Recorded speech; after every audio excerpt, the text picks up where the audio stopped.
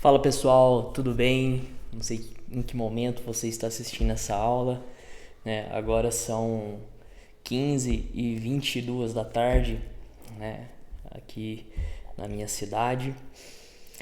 Eu sou Alexandre, como vocês bem conhecem, do interior de Minas, né? Especialista em casais, em relacionamentos, né? Tem várias especializações dentro da psicologia, mas enfim, vamos direto ao ponto, né? Eu quero ajudá-los aqui a como ter um casamento eficaz. Eu preparei essa aula com muito carinho para todos vocês, espero que vocês gostem, então já se inscreva no canal, ativa o sininho e bora para a aula. O que nós vamos estar vendo aqui, né?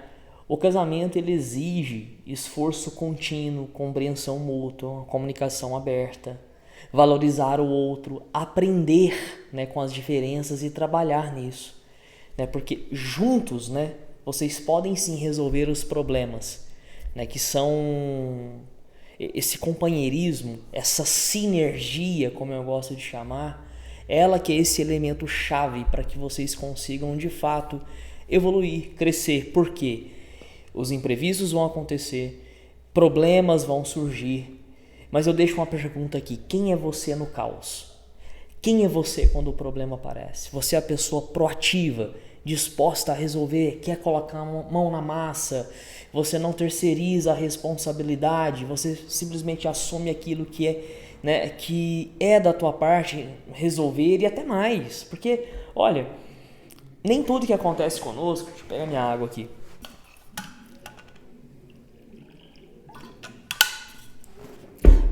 Nem tudo que acontece com a gente, de fato, nós tivemos culpa. Vamos entender assim. Tem situações na nossa vida que ocorrem que foi por causa de uma irresponsabilidade de uma segunda, terceira pessoa. Mas eu quero que você imagine a seguinte analogia de que você está afundando num poço de lama. E aí você tá lá e joga uma corda, joga um tronco de madeira para te puxar e você não. Eu não vou sair daqui, porque não é culpa minha. Quem me colocou aqui que me tire. Então, veja, às vezes a vida te obriga a você assumir responsabilidades que inclusive não são suas, mas deve ser de um interesse seu amadurecer, ser alguém melhor, simplesmente querer resolver. E no casamento isso é extremamente importante. Vejam, vamos lá. O que a gente vai aprender aqui nessa aula, né? Compreender o que é o casamento, essa jornada compartilhada. Deixa eu silenciar o celular aqui. Os pontos chaves, né? Ao se casar, você está unindo com uma pessoa que veio de uma família diferente, de uma educação diferente, uma formação do caráter diferente, os estilos diferentes, uma pessoa completamente diferente de você, né? E entender isso, vocês vão perceber que logo, né, mais ali pro meio da aula vai fazer muito sentido. E reconhecer que ambos são imperfeitos, né? E essa convivência, ela exige compreensão e paciência. Vejam, o casamento, né, essa jornada de educações diferentes, estilos diferentes, como eu estava falando agora há pouco. Aqui, uma coisa que eu acho muito interessante falar para vocês é que a outra pessoa ela tem toda uma história pregressa. E você se permitir reconhecer e admirar toda a luta que essa pessoa teve até chegar a você. Você não sabe as lutas que ela travou. Não desmereça essas lutas, né? Isso é extremamente importante. É essencial você admirar a história dessa pessoa. Agora, é claro, isso aqui não é uma desculpa para você colocar pano quente para defeitos que precisam ser corrigidos. É apenas você valorizar mais do que inflamar problemas, valorizar mais do que criticar. Isso é extremamente importante.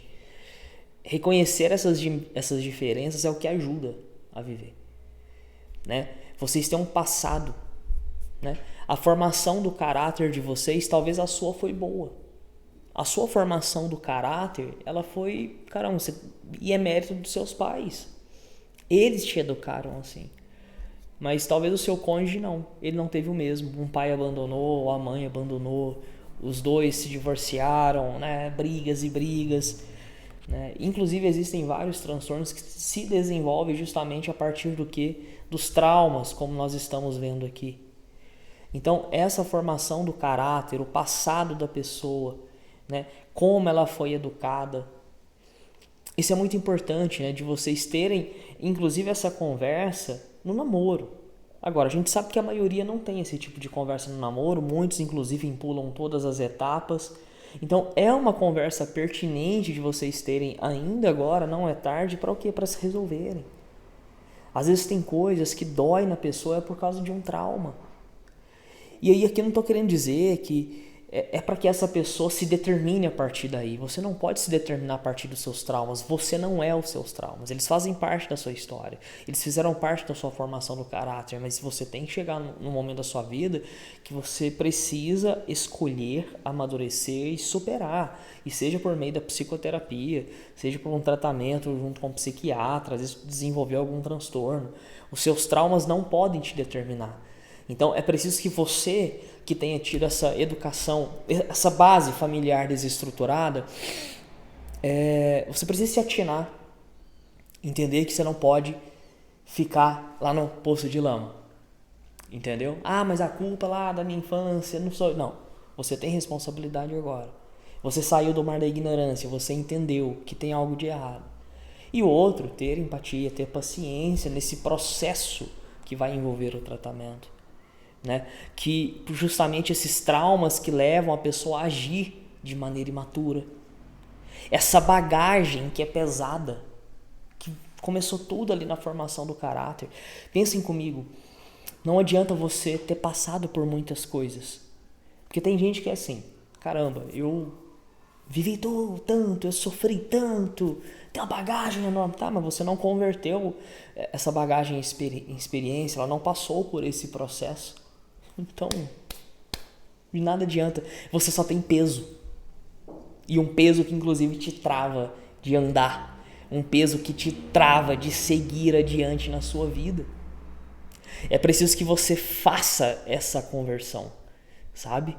Isso aqui é extremamente importante. Então, veja, nem tudo que foi aprendido com seus pais deve ser levado para o novo núcleo familiar. É necessário separar o joio do trigo, né? E aqui inclui tantos traumas quanto outras coisas, manias que você aprendeu lá com seus pais, né? Não é apenas sobre traumas. Porque veja, você pode não ter vindo de um lar curado, mas um lar curado pode vir de você. Agora falando de manias, às vezes, né? Seu pai e sua mãe gostavam de comprar aquela marca, daquele pacote de arroz. Mas o teu cônjuge, ele cresceu num lar onde eles não comiam arroz. Ou eles gostavam de outra marca do leite. E por mais que pareça besteira isso que eu estou dizendo aqui, as pessoas levam isso para dentro da relação. Inclusive tem coisas que tem uma carga de memória afetiva. A pessoa gosta daquilo porque tem uma memória afetiva. Às vezes a pessoa ela gosta de, sei lá, determinada marca porque lá na infância dela, quando eles estavam passando fome, o cara da mercearia sempre presenteava, sempre doava as coisas daquela marca. E aquilo gerou uma memória afetiva. E aí cabe um respeito, cabe um entendimento. As pessoas levam isso para dentro da relação, mas o que eu quero dizer é que nem tudo, aqui vocês façam um filtro entre vocês, mas nem tudo que vocês aprenderam com seus pais, nem tudo que é porque seus pais fizeram, vocês também têm que fazer. As manias, o jeito de limpar uma coisa, vocês podem encontrar o quê? Uma terceira via, né? Teve o seu pai, a sua mãe, a educação de vocês, o seu jeito, o jeito do teu cônjuge, e uma terceira via. Vocês podem encontrar isso. E essa terceira via é o que vai trazer sinergia entre vocês, para que vocês não fiquem degladiando. É lógico que sejam humildes, talvez um tenha uma maneira de fazer determinada tarefa melhor. Reconheça, seja humilde. Mas na maioria das vezes que eu vejo, nos casais que eu atendo, encontrar uma terceira via é melhor. Né? Vocês podem encontrar o jeito da família de vocês, porque agora os outros são parentes, a família é o teu cônjuge, é seus filhos. Né? Os pontos fortes, extremamente importante isso daqui. Falei agora há pouco, né? O foco nos pontos fortes, valorizar as qualidades e os pontos fortes de cada um é mais benéfico que inflamar os defeitos. E a importância dessa comunicação sincera, porque olha só, a maioria dos casais, eles querem mudar um ao outro, ao invés de procurar mudar a si mesmo. Eles querem que o outro corra no mesmo ritmo. Caramba, se eu faço, ele também pode fazer. Ao invés de primeiro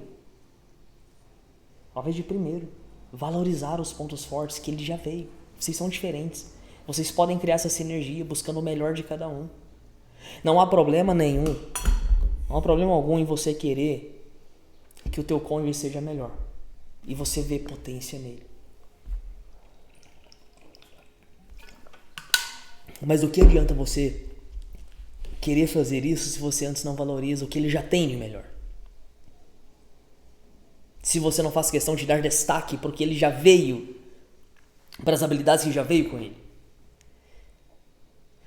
Você quer buscar criar e moldar e projetar as suas expectativas numa pessoa que você idealizou, sem sequer nem valorizar o que ele já tem de bom. Valorize os pontos fortes do seu cônjuge. Isso aqui faz uma total diferença. E aí sim, com uma comunicação sincera, sem reatividade. A reatividade é culpa sua. Ah, mas o outro falou uma coisa que me incomodou, que eu não sei mais o que. Veja, você não tem controle com o que teu marido ou esposa diz. Mas você tem controle na maneira com que você permite aquilo te afetar. Então não seja reativo. A maioria dos casais não conversam porque eles estão pisando em cascas de ovos um com o outro. Porque tem medo de falar uma coisa ali e magoar. Porque sempre tem um ou os dois que é muito ofendidinho. Então converse. Destaquem os pontos fortes. Depois de valorizar os pontos fortes, deixe claro que, olha, eu acho que nós podemos melhorar aqui, você pode melhorar nisso, é importante para mim e vice-versa. Né? A importância do diálogo é o que evita o divórcio. Porque é como eu deixei aqui, ó. O acúmulo das palavras não ditas podem levar ao desgaste do relacionamento e eventualmente ao divórcio. Mas o que é isso? São as palavras não ditas, as expressões guardadas, os sentimentos, esse acúmulo de ressentimentos é o que leva ao divórcio. Nenhum divórcio acontece do nada. Ninguém chega do nada e fala não quero mais.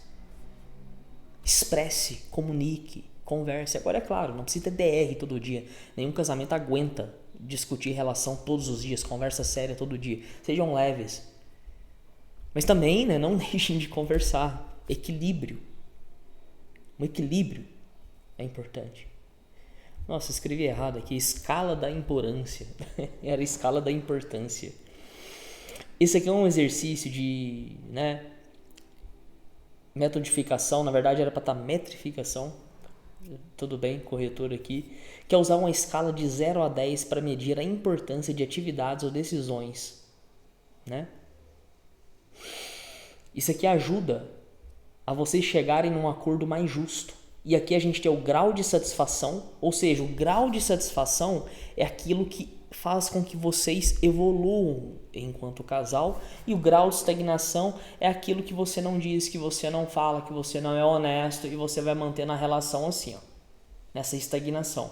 Acontece que essa estagnação em algum momento vai cair. Porque essa linha contínua, retilínea, que ela se mantém desse jeito, daquele alicerce mais ou menos que vocês construíram até aqui, beleza. Mas chega uma hora que não tem manutenção. Tá entendendo?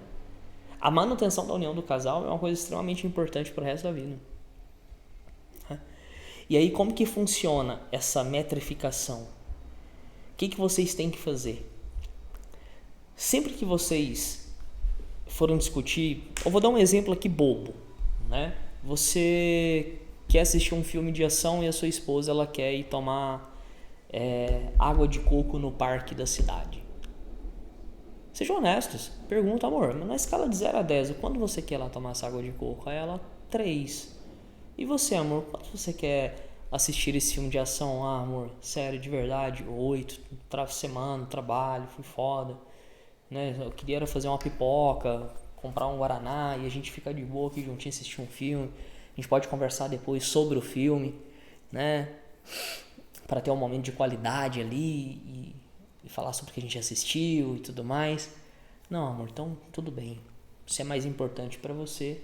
E é claro, né, vocês precisam ser honestos nessa metrificação. Não pode mentir. Tem que ser sincero.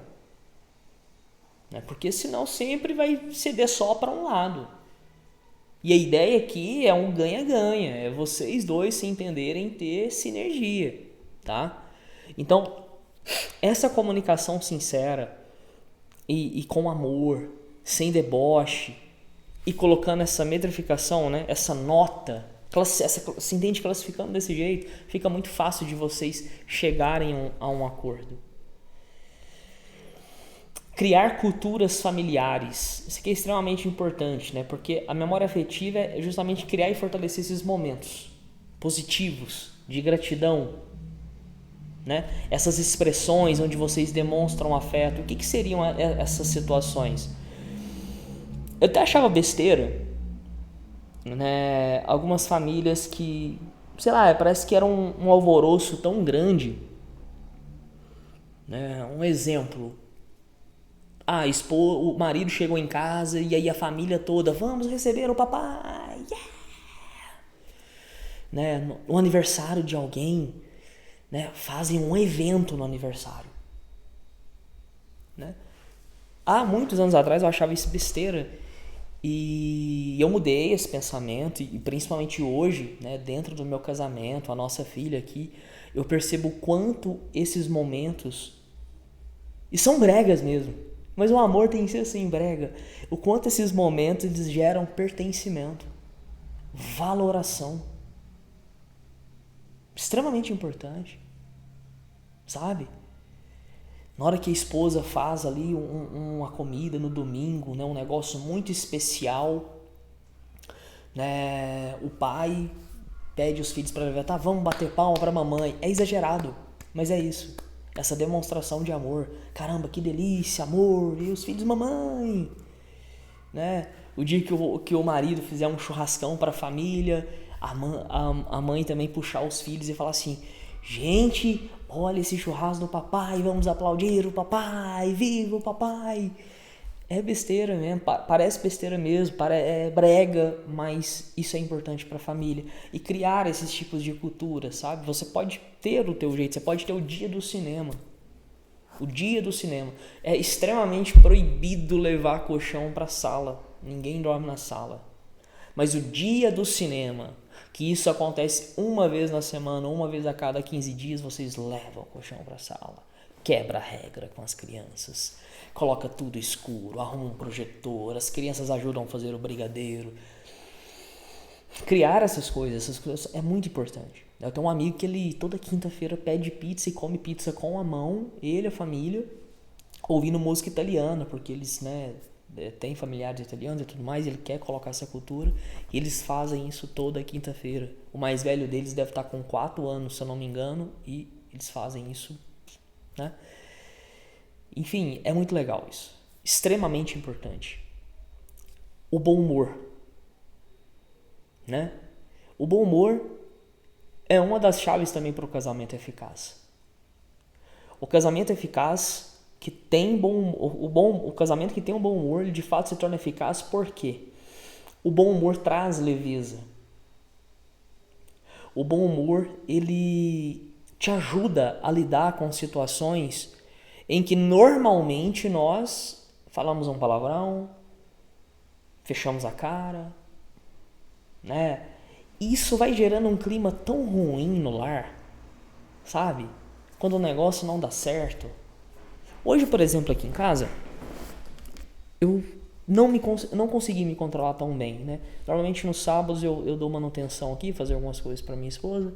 Eu tiro o sábado na parte da manhã antes de vir trabalhar, né? Inclusive é o dia que eu gravo essas aulas. E aí eu percebi que eu furei o negócio errado para colocar uma prateleira. Aí eu falei, porra. Sabe, foi assim, 1 minuto. Aí eu, não, o que eu tô fazendo? Eu me controlei de novo, já fiquei de boa, fui lá, dei um beijo nela. É chato, imagina constantemente você ter esses rompantes, né? Essas expressões, essas reatividades. É claro que nós somos imperfeitos, né? Volta e meia isso vai acontecer. Uma pessoa madura não é aquela que não erra, é aquela que vai errando menos, é aquela que tem uma percepção maior de si, que usa mais autoconsciência, que é um dos dons que nós temos, né? Nós conseguimos nos olhar de fora, né? Mas claro que uma pessoa mesmo madura vai errar. Mas é importante a gente sempre trabalhar essa autoconsciência para o quê? Evitar criar esse clima pesado dentro do lar. E o bom humor é algo que ajuda, né? Agora, é claro que eu até coloquei aqui os limites, né? Com o tipo de piada, respeitar os sentimentos do cônjuge, você não fazer uma piada que ofenda. E principalmente os homens, não confundir as esposas com um amigo de quinta série. Tem piada que você não vai fazer para tua esposa, cara. Entenda isso. E as mulheres também, por outro lado, sejam mais leves, que eu vejo umas mulheres também carrancudas que não ri de nada, sabe? O marido tá até tentando ali, mas não ri de nada, né? O controle emocional, né? Eu achei legal trazer aqui isso que o Viktor Frankl falou.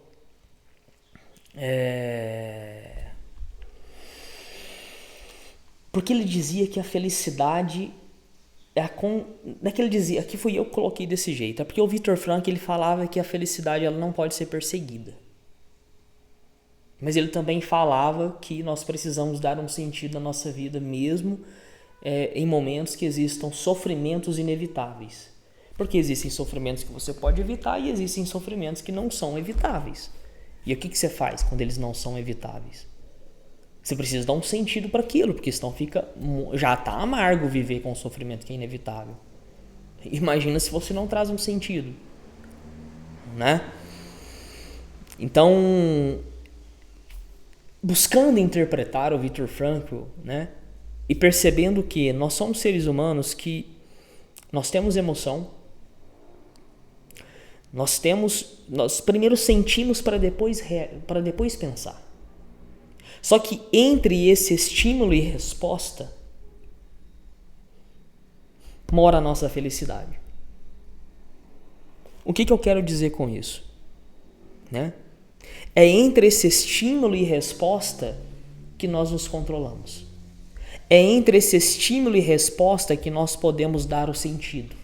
É entre esse estímulo e resposta que, caramba, eu escolho em como aquilo que me incomodou, de início me incomodou, mas eu escolho como reagir. E a partir do momento que eu escolho como reagir, que eu tenho essa inteligência emocional, eu vou sentir os reflexos, os impactos dessa felicidade, que não pode ser perseguida, mas vai ser consequência desse intervalo entre o estímulo e resposta, que é a minha decisão, é a minha escolha em o que eu vou fazer com aquilo que me gerou o estímulo. Seja uma situação de desagrado, né, com a minha esposa, algo que está me incomodando, uma doença. Naquele momento eu tenho uma escolha. Eu uso a minha autoconsciência, eu me olho de fora, eu imagino as hipóteses, as situações, eu tomo consciência daquilo e vou para a ação. Tudo isso nesse intervalo. Felicidade plena aqui nesse mundo nós não vamos ter. Plena, pura, 100% felicidade? Não, porque existe frustrações. E é por isso que é importante entender esse intervalo entre o estímulo e a resposta. Porque as frustrações vão acontecer para nos estimular de alguma maneira. Imprevistos acontecem. Essa é a vida. Aqui, ó, no finalzinho, só avisar para vocês que a aula já está ficando grande. Eu trouxe os 7 prejuízos do divórcio, mas eu vou deixar para fazer uma parte 2 dessa aula e a gente vai concluir aqui, tá? Porque eu quero fazer essa analogia do quarto para vocês, que é uma observação muito necessária para fazer com que a gente entenda, né, algo importante sobre esse intervalo que eu estou falando aqui. Eu quero que você imagine que você está em um quarto. E esse quarto ele tem tudo que você precisa, né? Tem um frigobar com suprimentos, tem internet, tem tecnologia, tem tudo que você precisa.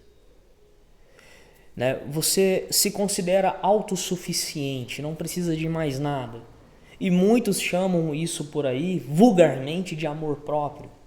Porque de fato existe um amor próprio, não vai caber aqui nessa aula explicar, existe sim um amor próprio, mas não é o que dizem, o que pregam por aí. De maneira muito vulgar e perigosa. E aí você se acha autossuficiente, se fecha nesse quarto e eu estou aqui. De repente os suprimentos começam a acabar, você se pega num tédio fazendo as mesmas coisas todos os dias e você resolve ir até a porta e puxa a porta para, né, tentar abri-la. Só que você está acostumado tanto a olhar para o próprio umbigo, olhar só para dentro, que você também puxa a porta para dentro, sem perceber que na verdade ela abre para fora e a maçaneta rompe nas suas mãos e você não consegue abrir a porta. É agora que você entende que nós não fomos feitos para viver como uma ilha isolada. Nossa sociedade está aí, nossa cidade está aí para nos explicar isso. As cidades só existem porque nós somos, né, interdependentes. Nós precisamos uns dos outros, né? Então, você entende que precisa gritar por socorro. Por favor, alguém me ajude. Abra essa porta. E quando a porta se abre, você vê teu cônjuge, os filhos, a família ali, os amigos, as pessoas, o mundo. E você entende que a felicidade é isso, essa porta que se abre para fora e não para dentro. É nesse servir. O que está no intervalo entre, né, o estímulo e a resposta é o servir, é o decidir servir. Né? Espero que isso toque vocês de alguma maneira. Porque, como eu coloquei aqui, a verdadeira felicidade ela vem dessa conexão com os outros. A importância de pedir ajuda e se abrir para esse mundo ao seu redor. Olhar para fora. Né? Na próxima aula nós vamos falar sobre essa epidemia do divórcio, vamos falar sobre os 7 prejuízos do divórcio que está aqui. Espero que vocês tenham gostado, espero que essa aula tenha sido proveitosa para vocês e compartilhe com mais pessoas, envie o link aqui, comentem aqui, me digam o que vocês acharam, se querem mais aulas desse jeito. Né, com essa didática legal, com os tópicos aqui para vocês poderem vir me acompanhando, mas ao mesmo tempo eu deixo a aula bem livre, né, eu vou falando, divagando com vocês, né, tem até alguns gráficos aqui que eu procurei ilustrar para ficar legal, e a gente vai melhorando aos poucos, à medida que eu vou fazendo aqui, eu estou me adaptando ainda com o OBS, né, mas a gente vai evoluindo juntos, né, o conteúdo eu tenho, eu só preciso me adaptar aqui com as tecnologias, mas por favor eu peço que vocês se inscrevam no canal, compartilhem o vídeo e deem um like aqui, deem um joinha, tá bom? Grande abraço, Deus abençoe.